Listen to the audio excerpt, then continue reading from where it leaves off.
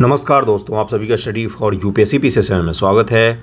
आज के वीडियो की शुरुआत ज़रा इस सवाल से करते हैं। देखिए इस सवाल को और ज़रा सोचिएगा कि क्या लिखना चाहिए इसमें। पहला है कि उद्योग शब्द का क्या तात्पर्य होता है। बहुत ही शॉर्ट आंसर में आपसे पूछा जा सकता है बीपीएससी एग्जाम में। सोचिए 70 बीपीएससी के मेंस में या 69 बीपीएससी के मेंस में आपको ये सवाल दिख जाए तो आपको कैसा लगेगा, क्या लिखेंगे आप, उसके बारे में बताइए मुझे। अगला है वे कौन से मुख्य तथ्य हैं जो उद्योगों की अवस्थिति को प्रभावित करते हैं। शानदार सवाल है। पिछले साल बीपीएससी ने इसी का एडवांस लेवल पर जाकर पूछा था कि ये बताइए कि बिहार में वन आधारित उद्योग कहाँ पर हैं, खनिज आधारित उद्योग कहाँ पर हैं, और ये पूछा था कि कृषि आधारित उद्योग कहाँ कहाँ पर हैं।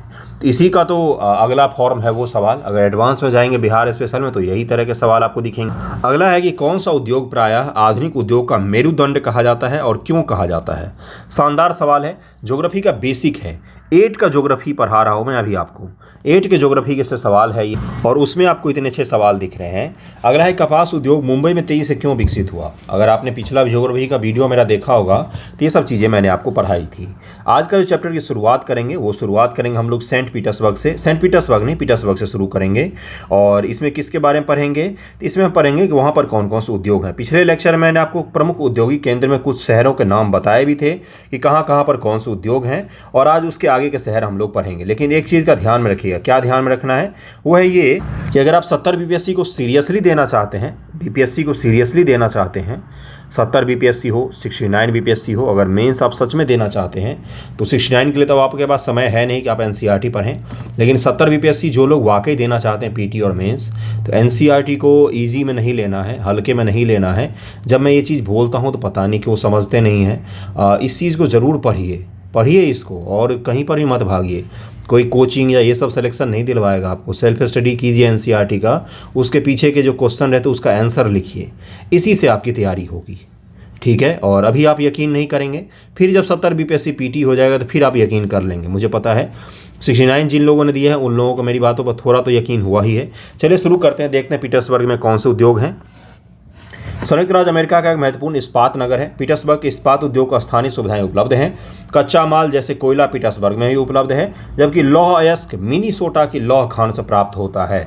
अब यही सवाल अगर थोड़ा सा कठिन सवाल जाता है तो आपने देखा होगा कि पूछ लेता है कि बताइए इस जगह को कहाँ से लौह खान से क्या प्राप्त होता है, कहाँ के कोयला खान से कोयला प्राप्त होता है, कहाँ के लोहा के खान से लोहा प्राप्त होता है। जैसे जो आपको झारखंड में उद्योग वगैरह दिखते हैं उनको कोयला कहाँ से मिलता है, तो झरिया के खान से उनको कोयला मिलता है। जबकि लौह अयस्क मिनीसोटा की लौह खान से प्राप्त होता है। पीटर्सबर्ग से लगभग 1500 किलोमीटर दूर है यह। इन खान और पीटर्सबर्ग के बीच नौ परिवहन का सर्वोत्तम मार्ग ग्रेट लेक्स जलमार्ग से आता है। 1500 किलोमीटर दूर है मिनीसोटा पीटर्सबर्ग से, लेकिन वहाँ से क्या आ जाता है, तो लौह अयस्क आता है। क्यों आ जाता है, तो भाई जलमार्ग का विकास हुआ है इन दोनों के बीच में, वाटरवे डेवलप है। यह अयस्क नौ परिवहन हेतु सस्ता मार्ग है। ग्रेट लेक से पीटर्सबर्ग क्षेत्र तक लौह अयस्क रेलगाड़ियों से लाया जाता है। ओहियो, मोनोगहेला, एलघनी नदियों से पर्याप्त जल प्राप्त होता है इसको, और इसके कारण से पीटर्सबर्ग में किसका उद्योग चलता है, तो इस्पात उद्योग बहुत ही महत्वपूर्ण है। वहाँ पर स्टील का उद्योग बहुत ही महत्वपूर्ण है। आज पीटर्सबर्ग में बहुत ही कम बड़ी इस्पात मिल है। ये मिल पीटर्सबर्ग के ऊपरी मोनोगहेला और एलघनी नदी के घाटियों में, पीटर्सबर्ग के नीचे ओहियो नदी के सहारे स्थित हैं। परिष्कृत इस्पात स्थल और जल दोनों मार्ग द्वारा बाजार में भेजा जाता है। पीटर्सबर्ग क्षेत्र में इस्पात मिलों के अतिरिक्त कई अन्य कारखाने हैं। ये रेल, पटरी, उपकरण और भारी मशीन के उत्पादन में इस्पात का प्रयोग कच्चे माल के रूप में करते हैं। इस्पात जो होता है स्टील, मुख्य रूप से उसका उपयोग कहाँ पर होता है, उसका उपयोग होता है उद्योगों में कच्चे माल के तौर पर। जैसे मान लीजिए गाड़ी का उद्योग है, चौरपहिया गाड़ी या दोपहिया गाड़ी बनाती है, तो उसको स्टील के बड़ी मात्रा में ज़रूरत होती है, तो वो वहाँ से उठाकर ले आते हैं स्टील। ओके, तो इसको ध्यान में रखिएगा। अगला क्या है, सूती वस्त्र उद्योग। सूती वस्त्र उद्योग क्या है, उससे पहले एक फैक्ट देखिए यहाँ पर। ग्रेट लेक्स के नाम है सुपीरियर, ह्यूरॉन, ओंटेरियो, मिशिगन व ईरी। इन 5 झीलों में से सुपीरियर झील सबसे बड़ी है, जो अन्य झीलों की तुलना में उच्च ऊर्ध्व प्रवाह पर स्थित है। और सुपीरियर झील जो है, ग्रेट सुपीरियर लेक, ये सबसे बड़ा है इनमें से। आप मुझे ये बताएंगे इसमें से कौन सा ऐसा लेक है जो केवल और केवल अमेरिका में ही पड़ता है। बाकी मैक्सिमम लेक जो है वो कहाँ कहाँ पर पड़ते हैं, तो वो आपके पड़ते हैं कनाडा और अमेरिका दोनों में साझा करते हैं, लेकिन एक लेक है जो केवल और केवल अमेरिका में ही पड़ता है। आपको मुझे उसके बारे में बताना है कि कौन सा वो लेक है। ओके, सूती वस्त्र उद्योग, धागे से कपड़े की बुनाई एक प्राचीन कला है। भारत में इसके प्राचीन केंद्र कौन कौन से हैं? तो बनारस ले सकते हैं आप, भागलपुर ले सकते हैं आप, दक्षिण में उरैयूर ले सकते हैं, उसके बाद से और भी केंद्र हैं जो किसके हैं, तो सूती वस्त्र उद्योग है, मथुरा भी ले सकते हैं। धागे से कपड़े की बुनाई एक प्राचीन कला है। कपास, ऊन, सिल्क, जूट व पटसन का प्रयोग वस्त्र निर्माण में होता है। उपयोग में लाए गए कच्चे माल का आधार वस्त्र उद्योग का वर्गीकरण किया जा सकता है। रेशे वस्त्र उद्योग के कच्चे माल हैं। रेशे प्राकृतिक या मानव निर्मित हो सकते हैं। प्राकृतिक रेशे ऊन, सिल्क, कपास, लिनन व जूट से प्राप्त किए जाते हैं। मानव निर्मित रेशों में नायलॉन, पॉलिएस्टर, एक्रेलिक व रेयॉन शामिल होते हैं। मानव निर्मित में कौन कौन से शामिल होते हैं? वेरी वेरी वेरी इंपॉर्टेंट, यही चीज़ पीटी में पूछ लेगा तो आप पूछेंगे कहाँ से पूछा है, साइंस से पूछा है क्या? ये ज्योग्राफी में भी इसका जिक्र किया गया है। मानव निर्मित रेशों में नायलॉन, पॉलिएस्टर, एक्रेलिक व रेयॉन शामिल होते हैं। और प्राकृतिक में कौन कौन से होते हैं? तो ये होता है ऊन, सिल्क, कपास, लिनन व जूट, ये सब प्राकृतिक हैं। और बहुलक आपने पढ़ा होगा तो उसमें भी इन सब का नाम आता है। सूती वस्त्र उद्योग विश्व के प्राचीनतम उद्योगों में से एक है। 18वीं सदी की औद्योगिक क्रांति तक सूती वस्त्र हस्त कताई तकनीक व हथकरघों से बनाया जाता था। 18वीं सदी में पावर लूम का तात्पर्य होता है बिजली से चलने वाला कपड़ा बुनने का मशीन। आज भी हथकरघा अपने यहाँ चलता है बनारस में, और पावर करघा भी चलता है, पावर लूम जिसको कहा जाता है। हैंड लूम, हाथ से बनाया जाने वाला, और पावर लूम यानी कि बिजली का उपयोग करके कपड़े की मशीन चलती है और कपड़े की बुनाई होती है। ओके, विश्व के अन्य दूसरे भागों में सूती वस्त्र उद्योग के विकास को आगे बढ़ाया। आज भारत, चीन, जापान, संयुक्त राज्य अमेरिका सूती वस्त्र के महत्वपूर्ण उत्पादक है। कौन कौन से? तो भारत, चीन, जापान व संयुक्त राज्य अमेरिका। ओके, भारत में अत्यंत गुणवत्ता के सूती वस्त्र उत्पादन करने की गौरवपूर्ण परंपरा रही है। भारतीय वस्त्र हमेशा से ही विश्व में क्या रहे हैं? बहुत ही फेमस रहे हैं। भारत में सबसे सुंदर और अच्छी क्वालिटी के वस्त्र बनते हैं। ब्रिटिश शासन से पूर्व हाथ से कते व हाथ से बुने वस्त्रों का एक विस्तृत भारतीय बाजार था। ढाका का मलमल, मछलीपट्टनम की छींट, कालीकट के कोलिको और बुरहानपुर का क्या है, ये देखिए बुरहानपुर का आपको नीचे दिखेगा। सूरत व बड़ोदरा के सुनहरी जरी के काम करने वाले सूती वस्त्र गुणवत्ता और डिजाइनों के लिए विश्वविख्यात थे, लेकिन हाथ से बने होने के कारण सूती वस्त्र का उत्पादन महंगा और बनने में अधिक समय लेता था। इसीलिए जब पावर लूम आया, जब औद्योगिक क्रांति शुरू हुई, पावर लूम जैसी चीज़ें आ गई, इंजन से चलने वाले, भाप से चलने वाले, कोयले से चलने वाले कपड़े बनाने के मशीन आ गए, तो उससे क्या हुआ? भारतीय उद्योगों का पतन हो गया, क्योंकि ये कपड़े सस्ते होते थे। एक दिन में वो 1000 कपड़े बना सकते थे, और हाथ से आप कितने बुन सकते हो एक दिन में? ज़्यादा 4, 5, 10 बुन लोगे, ज़्यादा बहुत मेहनत करोगे 20 बुन लोगे 2-3 लोग मिलकर, लेकिन वहाँ तो 1000 बुने जा रहे हैं एक दिन में। अब आप उनसे कैसे कंपटीशन करेंगे? तो अब क्या हो जाएगा? उनका दाम कम हो जाएगा, हमारा दाम ज़्यादा हो जाएगा, और हमारी मार्केट वैल्यू जो है धीरे धीरे कम होती चली जाएगी। इसलिए परंपरागत सूती वस्त्र उद्योग पश्चिम के नए वस्त्र मिलों से प्रतिस्पर्धा नहीं कर सका, जो सस्ते और अच्छी गुणवत्ता के वस्त्रों का निर्माण यंत्रीकृत औद्योगिक यूनिट में करते थे। पहली सफल यंत्रीकृत वस्त्र मिल मुंबई में 1854 में स्थापित की गई। पहली बार मुंबई में पावर लूम कब स्थापित किया गया? तो 1857 के विद्रोह से पहले 1854 ईस्वी में मुंबई में स्थापित किया गया था, 1854 ईस्वी में। और यहाँ पर ये फैक्ट देखिए, देश में प्रथम वस्त्र उद्योग 1818 में कलकत्ता के समीप फोर्ट ग्लेस्टर में स्थापित हुआ, लेकिन कुछ समय बाद यह बंद हो गया था। 1818 में स्थापित हुआ था। क्रोस आर्द्र जलवायु, मशीन आयात के लिए पत्तन, कच्चे माल की उपलब्धता व दक्ष श्रमिक इस प्रदेश में इस उद्योग के द्रुत फैलाव में यानी कि तेजी से फैलाव में सहायक रहे। 1854 में जैसे ही मुंबई में स्थापित हुआ, मुंबई के आस पड़ोस के इलाकों महाराष्ट्र में, गुजरात में कपास का उत्पादन तो पहले से ही था, सस्ते श्रमिक भी थे, और यहाँ का वातावरण भी ऐसा था जिसमें क्या हो सकता था? लूम उद्योग जो है बहुत ही ज़्यादा पनपा और विश्व प्रसिद्ध हो गया वो धीरे धीरे। अगला क्या है? प्रारंभ में यह उद्योग महाराष्ट्र, गुजरात राज्य में अनुकूल आर्द्र जलवायु के कारण पनपा, लेकिन वर्तमान में आर्द्रता कृत्रिम रूप से उत्पन्न की जा सकती है और कच्ची कपास शुद्ध होती है, एवं वस्त्र उत्पादन प्रक्रिया में इसका वजन कम नहीं होता। इसलिए यह उद्योग भारत के विभिन्न भागों में फैल गया। कोयम्बटूर, कानपुर, चेन्नई, अहमदाबाद, मुंबई, कोलकाता, लुधियाना, पुदुचेरी, पानीपत, ये सभी जगहों पर क्या हो गया? वस्त्र उद्योग धीरे धीरे फैल गया। और आपको पता ही होगा कि कानपुर भी हो गया वस्त्र उद्योग के लिए बहुत फेमस। हौजरी, जो हौजरी के कपड़े होते हैं, बनियान वगैरह होते हैं, उसके लिए कानपुर बहुत फेमस है। साथ है बनारस किसके लिए फेमस है? तो सिल्क के लिए। भागलपुर किसके लिए फेमस है? तो सिल्क के लिए। एक दिन और मैंने बताया था कि रूस और यूक्रेन युद्ध से भागलपुर का बहुत नुकसान हुआ है, क्योंकि भागलपुर के 250 करोड़ से ज़्यादा रुपए का, सही सुन रहे हैं आप, 250 करोड़, 2.5 अरब से रुपए से ज़्यादा करोड़ रुपए का क्या होता था? एक्सपोर्ट होता था। कहाँ पर? तो यूरोप में, पूर्वी यूरोप के इलाके और रूस में क्या होता था? एक्सपोर्ट किया जाता था सिल्क, भागलपुरी सिल्क। और वो उद्योग जो है धीरे धीरे क्या हो गया? उसको बहुत नुकसान पहुंचा है रूस और यूक्रेन की युद्ध की वजह से। तो ये कुछ केंद्र थे किसके, सूती वस्त्र के। क्या आप जानते हैं कि भारतीय वस्त्र उद्योग के कुल उत्पादन का लगभग 1/3 हिस्सा निर्यात किया जाता है, यानी कि जितना हम उपजाते हैं उसका 1/3 जो हम क्या कर देते हैं, निर्यात कर देते हैं वस्त्र उद्योग में। अहमदाबाद गुजरात में साबरमती के नदी के तट पर स्थित 1859 में यहाँ पहली सूती मिल स्थापित हुई थी। यथाशीघ्र ही मुंबई के बाद भारत का दूसरा सबसे बड़ा वस्त्र निर्माता नगर बन गया और अहमदाबाद को भारत का मैनचेस्टर भी कहा जाता है। मैनचेस्टर कहाँ पर है, तो ये इंग्लैंड में जगह है, जो औद्योगिक क्रांति के बाद वस्त्र उद्योग के लिए बहुत ही ज़्यादा फेमस हो गया था और वही मैनचेस्टर अहमदाबाद जैसे जैसे डेवलप हुआ तो उसको भी नाम दे दिया गया। आज भी अहमदाबाद और सूरत, लेकिन सूरत में एक और उद्योग है, वो है डायमंड का उद्योग है, हीरा घसने का वहाँ पर उद्योग है। अनुकूल अवस्थिति कारक अहमदाबाद में सूती वस्त्र उद्योग के विकास में सहायक थे। अहमदाबाद कपास उत्पन्न करने वाले क्षेत्र के निकट स्थित है। यहाँ कच्चा माल आसानी से उपलब्ध होता है। जलवायु कताई और बुनाई के लिए आदर्श है। आर्द्र जलवायु चाहिए होता है। आर्द्र जलवायु से क्या होता है, आर्द्र जलवायु से ये होता है कि जो कपास है वो खराब नहीं होता है, उसको थोड़ा सा नमी चाहिए वातावरण में, नहीं तो खराब हो जाएगा कपास। इसके कारण से जो आपको दिखेंगे समुद्र तट के इलाकों में मैक्सिमम आपको सूती वस्त्र उद्योग दिखेंगे। अब आपसे जो सवाल अब मैंने शुरुआत में दिखाया आपको कि ये बताइए कि उद्योग की अवस्थिति के लिए कौन कौन से जो कारक हैं वो अनिवार्य होते हैं, तो उसमें जलवायु का भी एक फैक्टर अनिवार्य होता है। ठीक है, देखिए यहाँ पर क्या लिखा हुआ है, जलवायु कताई और बुनाई के लिए आदर्श होता है। सपाट भूभाग और भूमि की आसानी से उपलब्धता मिलों की स्थापना के लिए उपयुक्त है। पहाड़ी एरिया में मिल स्थापित नहीं हो सकते, क्यों, क्योंकि वस्त्र का जो मिल होता है और वो काफ़ी बड़े एरिया में होता है। कोई फैक्ट्री या कारखाना बड़े बड़े एरिया में होते हैं, पहाड़ों में स्थापित इसीलिए नहीं हो पाते। पहाड़ में कौन से हो सकते हैं, तो छोटे छोटे फार्मा या रिसर्च सेंटर वगैरह स्थापित हो सकते हैं। गुजरात और महाराष्ट्र की घनी आबादी उस उद्योग को कुशल व अर्धकुशल श्रमिक उपलब्ध करवाते हैं। गुजरात और महाराष्ट्र की जो बहुत बड़ी आबादी है और बिहार की आबादी, बिल्कुल सही सुन रहे हैं आप, बिहार और उत्तर प्रदेश के लोग, अभी झारखंड के लोग उठ कर कहाँ पर चले गए, सूरत, अहमदाबाद, मुंबई चले गए और वहाँ पर सस्ते श्रमिक उपलब्ध करवाए। और वही श्रमिक जब घर वापस आने के लिए ट्रेन ढूंढते हैं तो उनको ट्रेन नहीं मिलता है, दम घुट जाती है, बेचारों को भीड़ में दबकर मौत हो जाती है।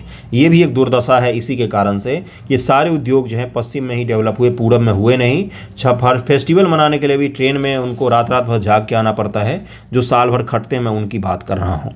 सोचिए उनके घर में फेस्टिवल कैसा मना होगा। 2 दिन पहले का ही न्यूज़ है, सूरत स्टेशन पर 2 लोगों की मौत हो गई थी दब के, भीड़ के कारण से। तो मैं क्या बता रहा हूँ, ये भी दुर्दशा है। तो ये जो उनको सस्ते और श्रमिक चाहिए थे वो गुजरात से तो मिला ही, महाराष्ट्र से तो मिला ही, और कहाँ से मिला, तो बिहार से मिला, यूपी से मिला, झारखंड से मिला। पश्चिम के राज्य जो हैं वो उनकी समृद्धि पूरब के राज्यों के लोगों से आई है। ये भी एक कटु सत्य है। सुविकसित सड़कें, रेल मार्गों का जाल सूती वस्त्र का देश के विभिन्न भागों में आसानी से पहुंचाने में मदद करता है। इस तरह इसकी बाजार तक सरल पहुंच उपलब्ध है। नज़दीक में मुंबई पत्तन इसे मशीनों का आयात करने व सूती वस्त्र के निर्यात की सुविधा प्रदान करता है और निर्यात की भी सुविधा मिल गई। परंतु हाल के वर्षों में अहमदाबाद की सूती मिलों को कुछ समस्याएं हैं। बहुत से वस्त्र मिल बंद हो चुके हैं। देश में नए वस्त्र केंद्रों का विकास, अहमदाबाद की मिलों मशीन प्रौद्योगिकी नवीनीकरण न होना इसका प्रमुख कारण है। इन्होंने नए टेक्नोलॉजी को अडॉप्ट नहीं किया। इसके कारण से धीरे धीरे क्या हो गए, ये कमज़ोर पड़ते चले गए और बहुत सारी फैक्ट्रियाँ बंद भी हुई हैं और बहुत सारे नए नए सेंटर भी देश में बने हैं वस्त्र उद्योग के।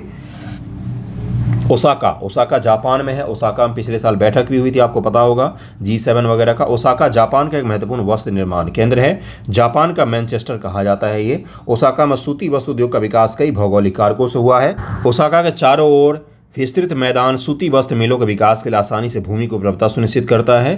कोष्ण आर्द्र जलवायु कताई और बुनाई के लिए बहुत ही उपयुक्त है।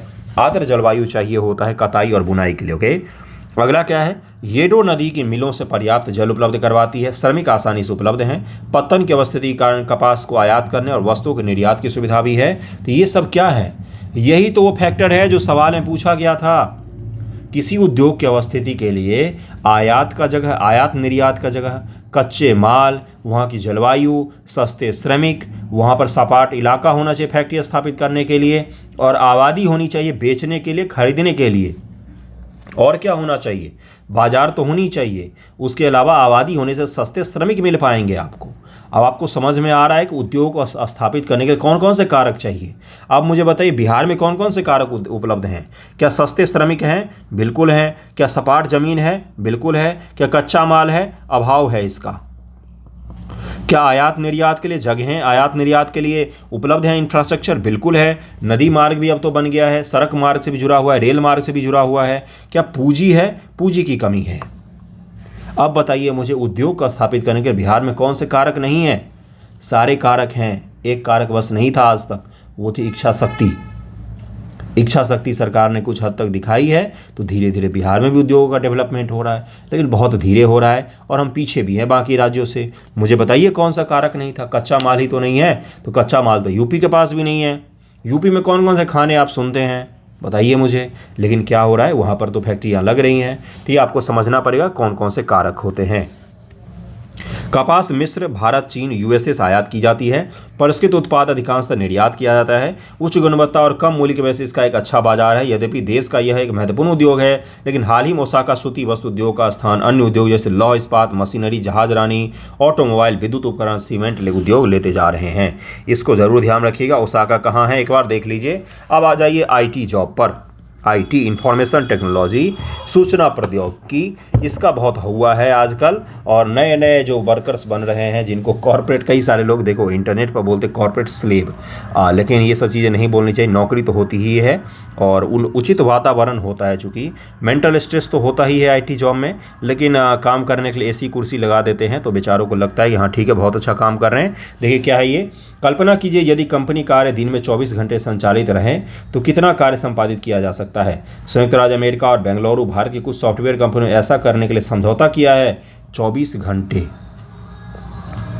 आपने कभी सोचा है कि भारत में रात को जो बीपीओ चलते हैं, बीपीओ कॉल सेंटर जिसको सामान्य भाषा में कहा जाता है, वो क्या काम करते हैं? कभी आपने सोचा है? तो देखिए अपने जहाँ जब रात होता है ना, तो यूएसए वगैरह में दिन होता है, तो वहाँ की कई सारी कंपनियां हैं जो ग्राहकों को, कस्टमर को सर्विस प्रोवाइड करवाने के लिए, बातचीत करने के लिए और उनके प्रॉब्लम को सॉल्व करने के लिए कस्टमर केयर की जो सर्विस देती हैं, वो सर्विस कहाँ से हायर कर लेती हैं? तो भारत से। यानी कि यूएसए में बैठा आदमी कहाँ से बात कर रहा होता है? तो भारतीय लोगों से बात कर रहा होता है। इसलिए कई बार ये भी देखा होगा आपने, फेक कॉल सेंटर, सुनिएगा बातों को ध्यान से। फेक कॉल सेंटर, अब ये क्या होता है? तो भारत में एक फेक कॉल सेंटर खोल लिया, अमेरिका के लोगों का नंबर और उनके डिटेल्स प्राप्त कर लिए कहीं से, उनको कॉल करके ठगना शुरू कर देते हैं। कई बार ऐसे उजागर हुआ है कि भारतीय लोग जो हैं वो अमेरिका लोगों के साथ ठगी कर रहे हैं भारत में बैठकर। ये कैसे संभव हो पाता है? तो ये सब है किस जॉब में आता है? तो ये सब आता है इंफॉर्मेशन टेक्नोलॉजी और आईटी और कॉल सेंटर, बीपीओ, ये सब कुछ एक में ही आता है। ये नया सेक्टर है, उभरता हुआ नया सेक्टर है। आईटी का सेक्टर थोड़ा सा अलग हो जाता है और बीपीओ का सेक्टर, कॉल सेंटर का सेक्टर जो है ये थोड़ा सा अलग हो जाता है।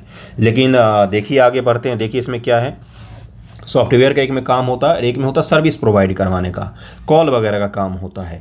देखिए यहाँ पर क्या है, भारत की कुछ सॉफ्टवेयर कंपनियों ने इसी तरह काम किए हैं। पूरे विश्व में इस तरह के शिफ्ट में काम करने कई रास्ते। उदाहरण के तौर पर 2 सॉफ्टवेयर व्यवसायी कैलिफोर्निया सिलिकॉन घाटी में, डैनी और बेंगलुरु में सिमिस्ता एक ही परियोजना पर कार्य कर रहे होते हैं, एक ही प्रोजेक्ट पर काम कर रहे होते हैं। आधा प्रोजेक्ट पर अमेरिका के लोग जब काम करते हैं तो भारतीय लोग उसमें सो रहे होते हैं। जब वो सोने जाते हैं तो इधर काम शुरू हो जाता है, क्योंकि यहाँ पर दिन शुरू हो गया है। तो एक ही प्रोजेक्ट पर ये लोग काम कर रहे होते हैं। जब स्मिता बेंगलुरु में सोती है तो डैनी कैलिफोर्निया में काम करती है। अपने कार्य दिन के समाप्ति पर वह कार्य की प्रगति अद्यतन संदेश स्मिता को भेजता है। कुछ घंटे पश्चात जब बेंगलुरु में स्मिता कार्य पर पहुंचती है तो वह पाती है एक ही संदेश उसके प्रतीक्षा कर रहा है। वह सीधे तौर पर परियोजना कार्य से जुड़ जाती है। अपने कार्य दिन के समाप्ति के बाद वो अपने कार्य के परिणाम पूरा कैलिफोर्निया भेज देती है। यानी कि मान लीजिए 2 पर्सन बैठे हुए, ए बैठा हुआ है कहाँ पर, तो ये अमेरिका में है और ये बी बैठा हुआ है भारत में। इसने काम किया और इसने अपना पूरा वर्क कर लिया जो भी इसको मिला था, और इसने वहाँ पर क्या किया, मैसेज के साथ छोड़ दिया और सोने चलेगी। ये बी जब सुबह में उठेगी तो इसको दिख गया कि कहाँ पर काम छोड़ा हुआ है, इसने शुरू किया, रात में इसको ख़त्म कर दिया। तो इस तरह से भी 24 घंटे काम होते हैं। कॉल सेंटर वाला भी 24 घंटे काम होता है। ये मैं क्या समझा रहा हूँ आपको कि आईटी में ही ये चीज़ पॉसिबल हो पाता है। जहाँ पर तकनीक की मदद से इस तरह के काम होते, वहीं पर ये सब चीज़ें संभव हो पाती हैं। तो ये सॉफ्टवेयर उद्योग की बात हो रही थी। सूचना प्रौद्योगिकी में क्या होता है, देखिए सूचना के संग्रहण, प्रक्रम व वितरण को व्यवहार में लाते हैं। वर्तमान में यह उद्योग भूमंडलीय हो गया, यानी कि थोड़ा सा ग्लोबलाइज हो गया है और प्रौद्योगिकी, राजनीतिक, सामाजिक, आर्थिक परिवर्तन का ऐसा हुआ है। मुख्य कारक जो इस उद्योग की अवस्थिति को निर्धारित करते हैं, अब यहाँ पर ध्यान दीजिएगा। आईटी उद्योग को कौन कौन से कारक हैं जो इसको निर्धारित करते हैं, तो देखिए यहाँ पर क्या दिया हुआ है। मुख्य कारक जो इसको निर्धारित, वह संसाधन उपलब्धता, लागत व अवसंरचना बुनियादी ढांचा है। संसाधन की उपलब्धता, मानव संसाधन मुख्य रूप से इसमें है, ठीक ना। इसको कच्चे माल की ज़रूरत क्या पड़ती है, नहीं पड़ती इसको कच्चे माल की ज़रूरत। फुटलूज उद्योग में आता है ये। क्या इसकी अवस्थिति कहीं पर भी हो सकती है? बिल्कुल कहीं पर भी इसकी अवस्थिति हो सकती है, जहां पर सरकार चाहे इच्छा शक्ति के साथ इसको डेवलप कर सकती है। सूचना प्रौद्योगिकी उद्योग भारत के मुख्य नवी क्षेत्र कैलिफोर्निया के सिलिकॉन घाटी वो भारत के बेंगलुरु में स्थित है। और ये ध्यान में रखिएगा, भारत के बेंगलुरु हो गया, और हैदराबाद हो गया, पूना हो गया, नोएडा हो गया, गुड़गांव हो गया, और आपका कौन सा हो गया दूसरा, तो अमेरिका में कैलिफोर्निया हो गया, और भी दुनिया में होंगे कई सारे जगह। और बेंगलुरु दक्कन पठार पर अवस्थित है, जहां इसका नाम सिलिकॉन पठार पड़ा है।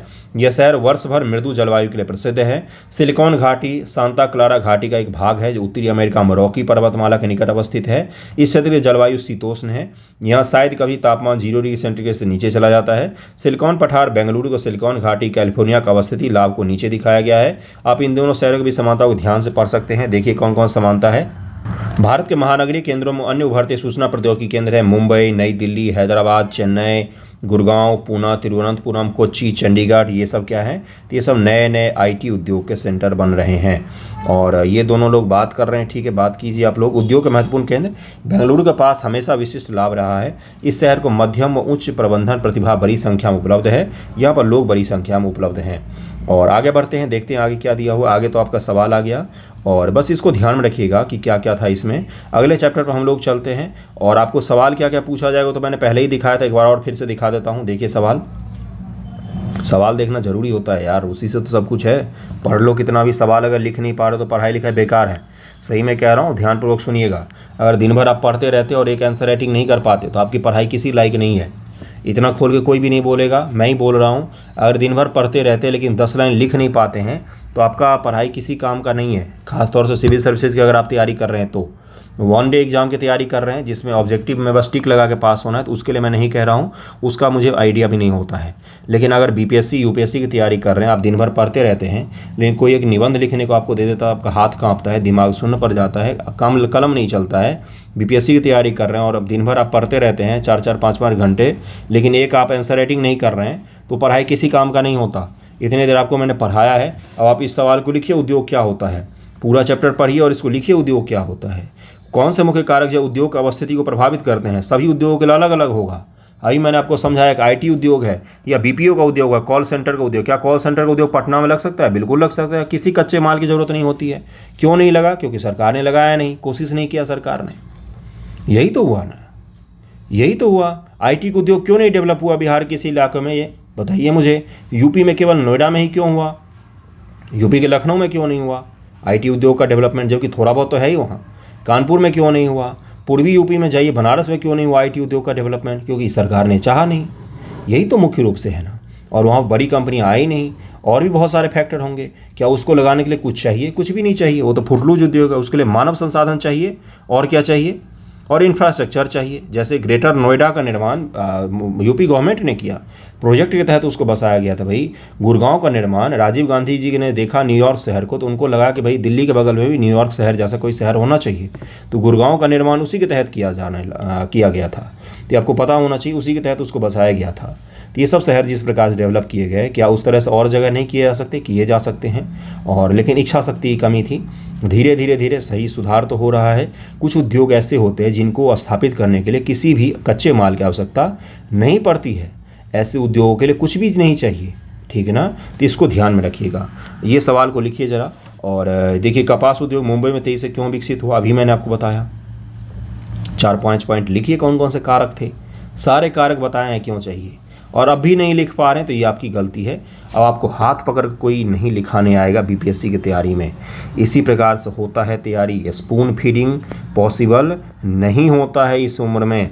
चलिए आगे बढ़ते। मानव संसाधन, इस चैप्टर से बीपीएससी पीटी 69 बीपीएससी पीटी में एक सवाल आया था या 2 सवाल आया था, आई थिंक 2 सवाल था। और टीआरई में भी पूछा है एक सवाल, और पिछले साल भी बीपीएससी में पूछा था। यूपीएससी मेंस में भी इस सवाल पूछा जा चुका है। इस चैप्टर को आप अंदाजा थोड़ा सा सही से लीजिएगा।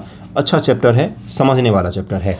लोग ही एक राष्ट्र के सबसे बड़े संसाधन होते हैं, पहला लाइन ही है। ये निबंध का टॉपिक ले लीजिए, बेहतरीन टॉपिक है।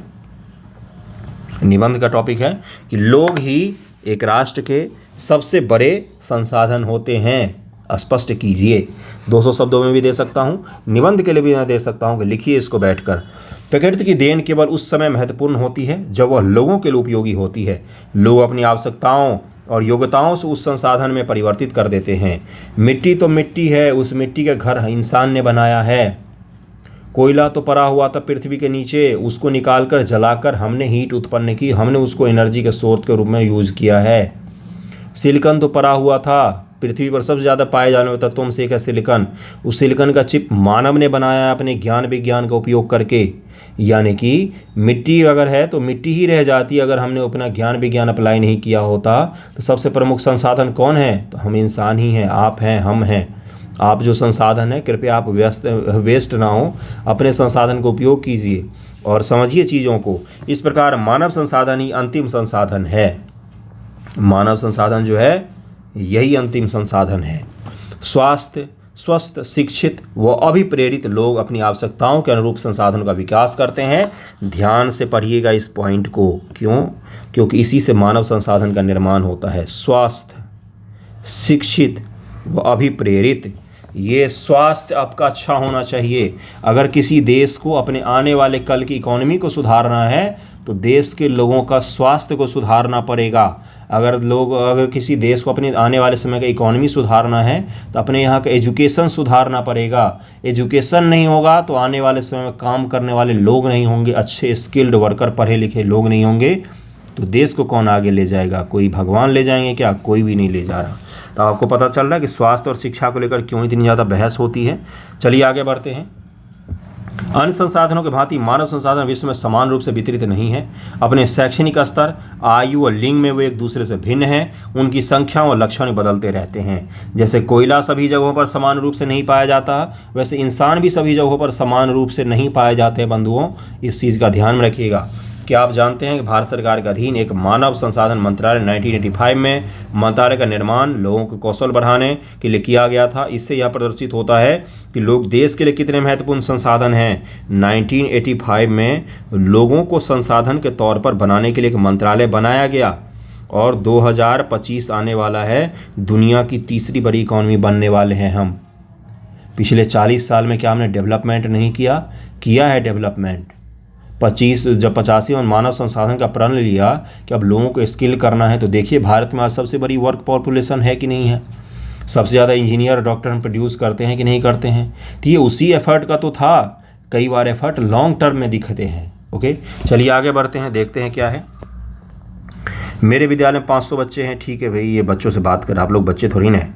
जनसंख्या का वितरण विश्व में प्रत्येक 100 लोगों में से देख सकते हैं आप एशिया में रहते हैं। एशिया में रहने वाले लोग इस कलर के दिख रहे होंगे, यानी कि एशिया में ये सारे लोग रहते हैं। यूरोप में रहते हैं ये जो जितने लोग दिख रहे हैं, प्रतिशत के हिसाब से निकाल सकते हैं। और देखिए अलग अलग देशों के लिखे हुए हैं। चलिए छोड़िए, आगे बढ़ते हैं। जनसंख्या का वितरण, भूपृष्ठ पर जिस प्रकार लोग फैले हैं उसे जनसंख्या का वितरण का प्रतिरूप कहा जाता है। देखिए जनसंख्या का वितरण जो है बहुत सारे कारकों से प्रभावित होता है। जैसे जो आपको गर्म प्रदेश दिखेगा, जैसे अगर मैं फोटो बनाता हूँ आप समझ जाएंगे। ये जो आपको कर्क रेखा से मकर रेखा के बीच का क्षेत्र दिखेगा, इसमें सबसे सघन आबादी आपको दिखेगी।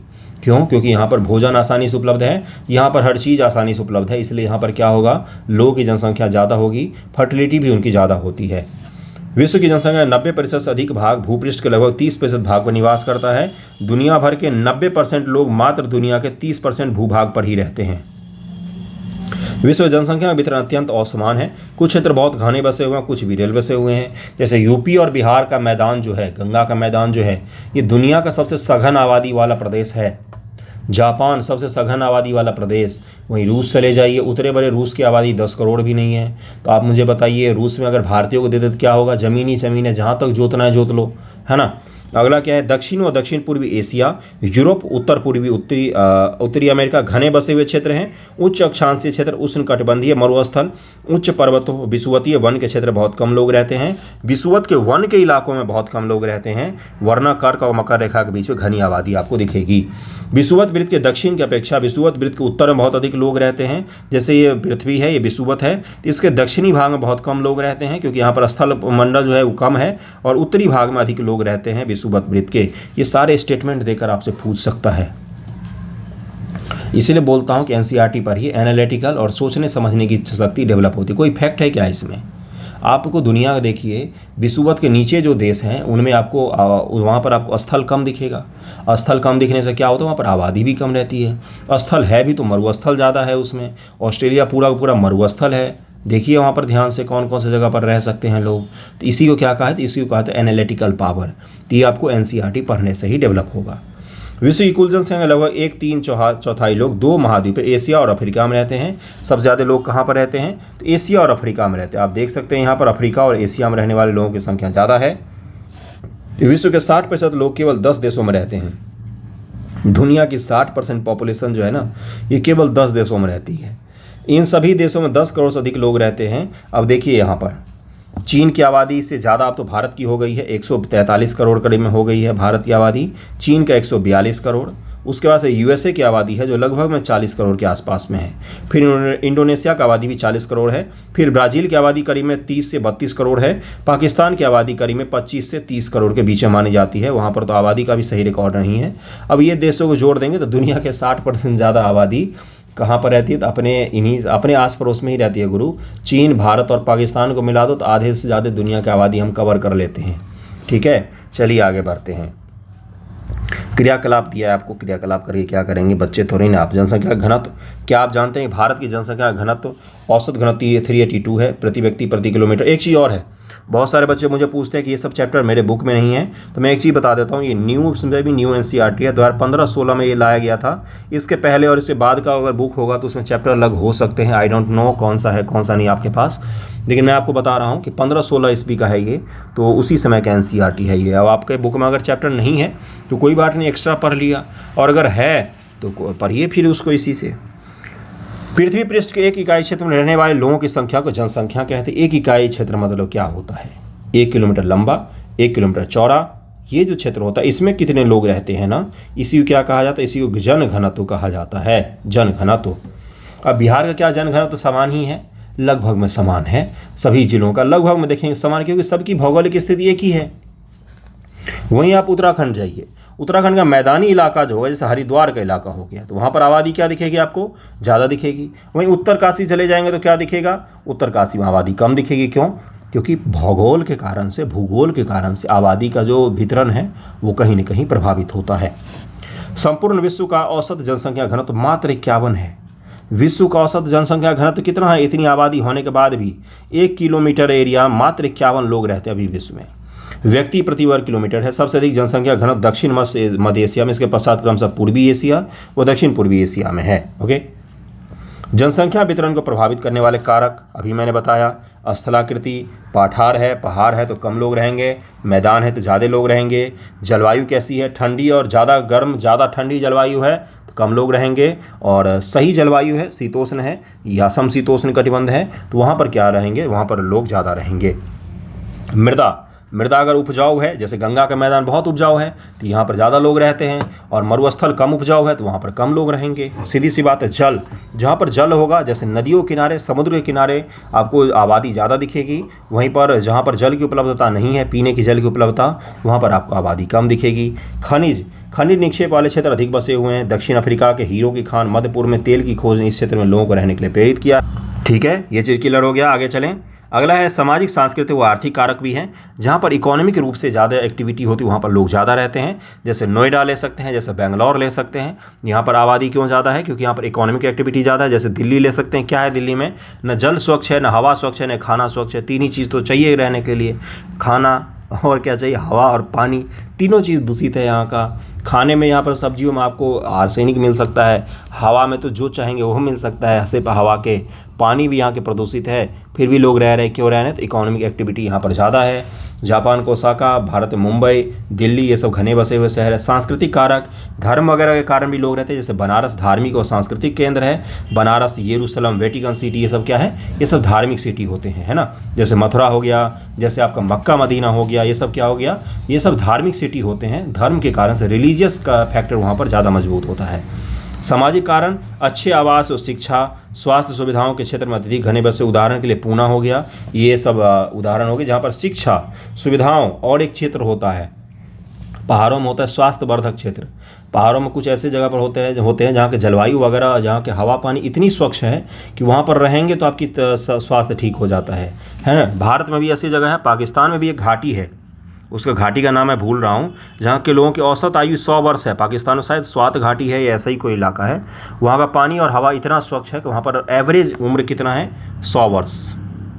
100 वर्ष है वहाँ की एवरेज उम्र, एवरेज आयु है 100 वर्ष वहाँ का। और वहाँ का पानी और हवा इतना स्वच्छ है उसी कारण से है।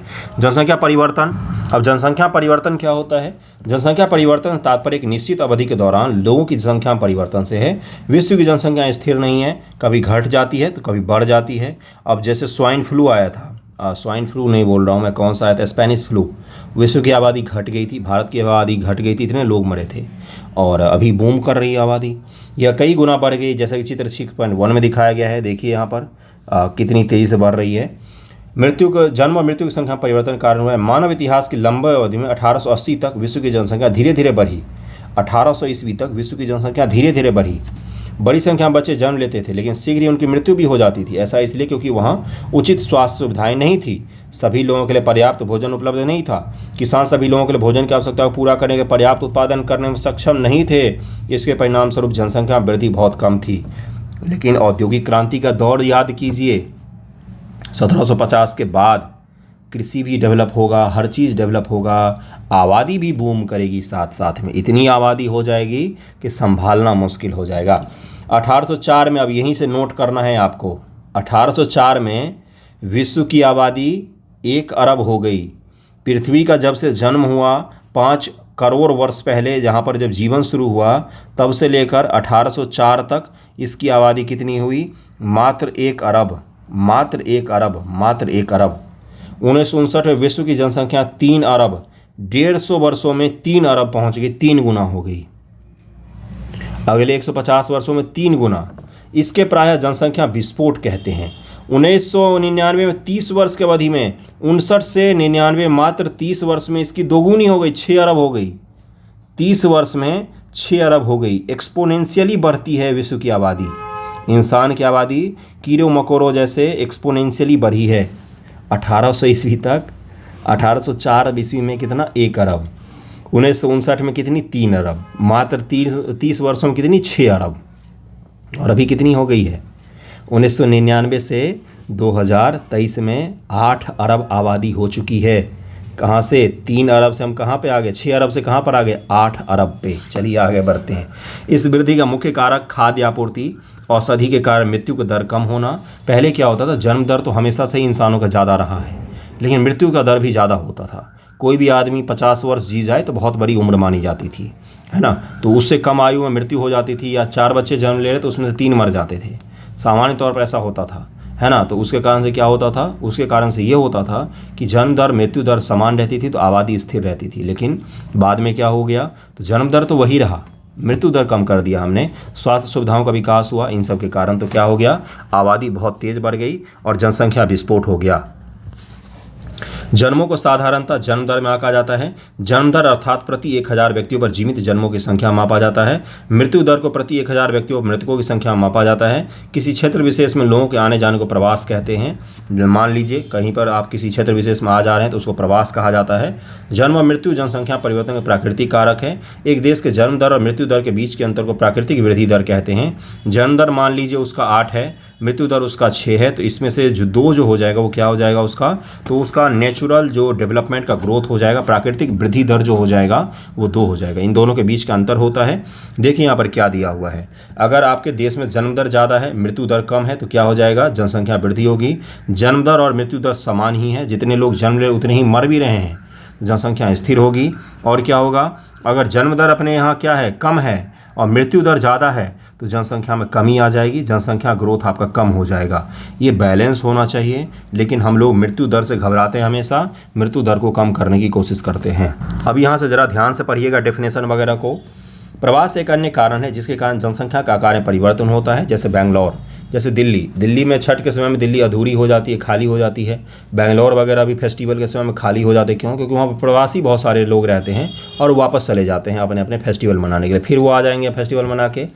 लोग एक देश में अथवा देश के बीच एक स्थान से दूसरे स्थान पर जा सकते हैं। उत्प्रवासी वे लोग होते हैं जो देश को छोड़ते हैं, और प्रवासी वे लोग होते हैं जो देश में आते हैं। संयुक्त राज्य अमेरिका और ऑस्ट्रेलिया जैसे देशों में भारतीय प्रवासी अथवा अप्रवास द्वारा संख्या बढ़ी है। भीतरी प्रवास अथवा अप्रवास के द्वारा संख्या बढ़ी है। सूडान देश एक ऐसा उदाहरण है जिसमें लोगों को बाहर चले जाने अथवा उत्प्रवास के कारण जनसंख्या में कमी का अनुभव किया गया है। सूडान वो देश है जहाँ से इतने लोग बाहर चले जाते हैं कि उस देश की जनसंख्या जो है वो कम हो गई है, कोई वहाँ पर रहना ही नहीं चाहता। सोचिए क्या मजबूरी होगी किसी का अपने मातृभूमि को छोड़ने के लिए। अंतर्राष्ट्रीय प्रवास की सामान्य प्रवृत्ति यह है कि लोग अच्छे आर्थिक अवसरों की खोज में कम विकसित राष्ट्रों से अधिक विकसित राष्ट्रों में चले जाते हैं। देश के अंदर बड़ी संख्या में लोग रोजगार, शिक्षा व स्वास्थ्य सुविधाओं की खोज में ग्रामीण क्षेत्रों से नगरीय क्षेत्र में चले जाते हैं। अभी आप अगर पटना में रह रहे हो तो क्यों रह रहे हैं? क्यों रह रहे हो भाई? एजुकेशन के लिए रह रहे हो, कमाई खटाई के लिए, नौकरी के लिए रह रहे हो। कोई अगर बेंगलोर में रहा तो क्यों रह रहा है भाई? उसका गांव कोई अच्छा नहीं था क्या? जितने बड़े घर में आप बेंगलोर में रह रहे हैं या पटना में रह रहे हैं या दिल्ली में रह रहे हैं, उससे बड़ा ही होगा आपके गांव घर का घर। क्यों छोड़ के रह रहे हैं? तो इकोनॉमिक वहाँ पर एक्टिविटी होती है, शिक्षा है, स्वास्थ्य है, इन्हीं सब सुविधाओं में से किसी एक के लिए आए हैं। कोई ऐसे तो बेल्ला है नहीं कि गाँव छूट कर आ जाए इसलिए क्योंकि गाँव में अच्छा नहीं लग रहा था, ऐसा तो नहीं होता है ना। जनसंख्या परिवर्तन के प्रतिरूप अब ये क्या होता है, तो इसको थोड़ा सा ध्यान से समझिएगा। जनसंख्या वृद्धि की दर विश्व में अलग अलग है। यद्यपि विश्व की कुल जनसंख्या तीव्रता से बढ़ रही है, तथापि सभी देशों में यह वृद्धि अनुभव नहीं की जा रही है। कुछ देशों में जैसे केन्या में जनसंख्या वृद्धि दर ऊंची है। उन देशों में जन्म दर और मृत्यु दर दोनों ही उच्च हैं। केन्या में जन्म दर तो उच्च है ही, मृत्यु दर में इतना उच्च है कि वहाँ पर जनसंख्या वृद्धि दिखती ही नहीं है। हाल ही में स्वास्थ्य सेवाओं सुधार के तथा मृत्यु दर कम हो गई, परंतु जन्म दर अभी भी अधिक है, जिससे वृद्धि बढ़ रही है, जिससे केन्या में जनसंख्या विस्फोट देखा गया है। नाइजीरिया का भी कदाचित यही हाल है। अन्य देशों में जैसे यूनाइटेड किंगडम में निम्न जन्म दर, यानी कि वहाँ पर बर्थ ही कम होता है, जन्म ही कम होता है। मृत्यु दर के कारण जनसंख्या वृद्धि दर मंद है और मृत्यु दर भी वहाँ पर क्या है, तो निम्न है। इसके कारण से क्या हो रहा है, जन्म दर निम्न होने से वहाँ पर जनसंख्या बढ़ ही नहीं रही है। जनसंख्या संगठन, किसी देश की जनसंख्या कितनी भी अधिक हो उससे उसका उस देश के आर्थिक विकास का स्तर से कुछ अंतर नहीं पड़ता। आपने जो ये सुना होगा कि पॉपुलेशन के कारण से हमारा आर्थिक डेवलपमेंट नहीं हो पा रहा है या डेवलपमेंट हो रहा है, ये सब कुछ नहीं होता। चाइना हमसे ज़्यादा आबादी के साथ डेवलप्ड नेशन में से एक है और इजराइल जो है वो बहुत कम आबादी के साथ, बिहार के किसी एक ज़िले की आबादी के साथ वो दुनिया के सबसे मजबूत देशों में से एक है। तो ये मैं क्या बता रहा हूँ, पॉपुलेशन का असर नहीं पड़ता है। पॉपुलेशन कितना ज़्यादा स्ट्रांग है इसका असर पड़ता है। लोग कितने हैं अब वो मायने नहीं रखता है, वो अब इलाका नहीं रहा। जनजातियों वाला सिस्टम अब खत्म हो गया है कि जितने हाथ उतनी कमाई, अब वो तरीका नहीं रहा। अब है कि जितना स्किल उतना कमाई, जितने स्किल्ड लोग उतनी अच्छी इकॉनमी। तो इसको ध्यान में रखिएगा। लेकिन जापान बांग्लादेश से आर्थिक रूप से अधिक विकसित देश है। जापान का उदाहरण दिया इन्होंने। एक संसाधन के रूप में लोगों की भूमिका समझने के लिए हमें उनके गुणों के बारे में जानने की आवश्यकता है। लोग अपनी आयु, लिंग, साक्षरता स्तर, स्वास्थ्य सेवा, व्यवसाय आदि का स्तर एक दूसरे से भिन्न होते हैं। लोगों की इन विशेषता के बारे में जानना आवश्यक है। जनसंख्या संगठन जनसंख्या संरचना को दर्शाता है।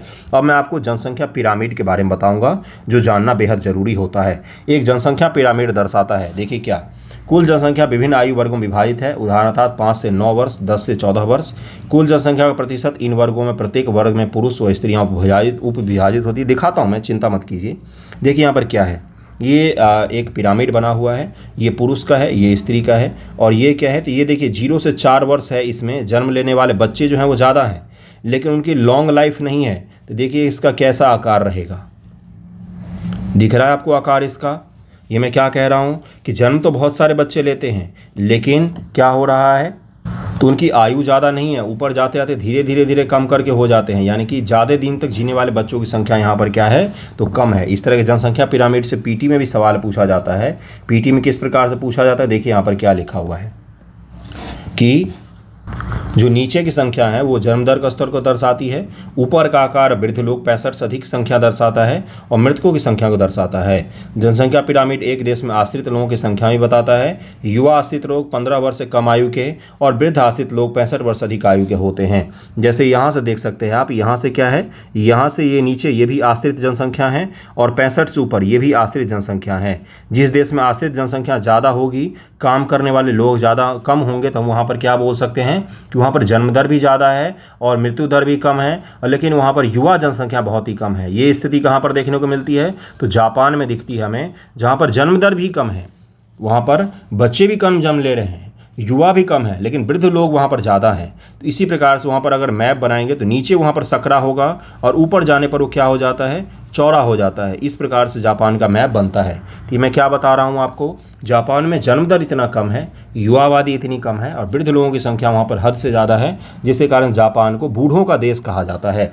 अगला देखिए क्या है कि एक देश का जनसंख्या पिरामिड जिनमें जन्म दर और मृत्यु दर दोनों ही उच्च होते हैं। आधार पर चौड़ा और ऊपर तीव्रता सकरा हो जाता है। आपको मैंने यही दिखाया कि जन्म दर और मृत्यु दर दोनों ही उच्च हैं। इसमें आधार में चौड़ा है, नीचे चौड़ा है ये, और ऊपर बिल्कुल सकरा हो गया है ये। जन्म दर और मृत्यु दर दोनों ही यहाँ पर क्या है, उच्च हैं। अगला देखिए क्या है, ऐसा इसलिए कि बहुत से बच्चे जन्म लेते हैं लेकिन उनमें से अधिकतर की मृत्यु शैशव काल में ही हो जाती है, कुछ ही बड़े हो पाते हैं, इसलिए वहाँ वृद्ध लोग बहुत कम मिलते हैं। इस स्थिति को केनिया के पिरामिड के द्वारा दर्शाया गया है। आप केनिया के पिरामिड में भी इसी स्थिति को देख सकते हैं। देखिए यहाँ पर भी दिया हुआ है कि यहाँ पर देखिए जन्म दर तो बहुत ही ज़्यादा है लेकिन ऊपर जाके एकदम श्रिंक हो जा रहा है। जनसंख्या पिरामिड को समझ लीजिएगा, ये चीज़ पूछा जाता है पीटी और मेंस में। पीटी में भी जनसंख्या पिरामिड से पूछे जाते हैं सवाल।